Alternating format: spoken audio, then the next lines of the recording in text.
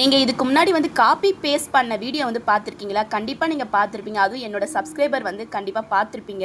நேற்று வரைக்கும் எனக்கு ஒரு 30-40 ஷேர் ஆகிருக்குங்க. என்னோட வீடியோவில் நான் என்ன கண்டென்ட் பேசுகிறேனோ மறுநாள் அவங்க வீடியோவில் அந்த கண்டென்ட் பேசி வந்து டெய்லியும் போட்டுட்ருக்காங்க போல்.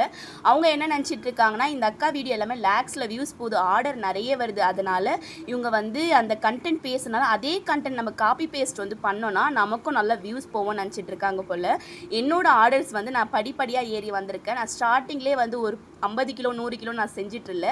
2 கிலோ 3 கிலோ 10 கிலோ நான் அப்படி தான் ஆரம்பித்தது. அதே மாதிரி நீங்கள் வந்தீங்கன்னா கண்டிப்பாக வந்து சக்ஸஸ் ஆவீங்க. நான் யாரையும் ஹர்ட் பண்ணுறதுக்காக வந்து சொல்லுங்க. இப்போ அவங்க பேஜை நான் சொல்லிட்டாலே எல்லாருமே ஆமாம் சிஸ்டர்னு சொல்லுவீங்க. அந்த அளவுக்கு இருக்குன்னா பார்த்துக்கோங்களேன்.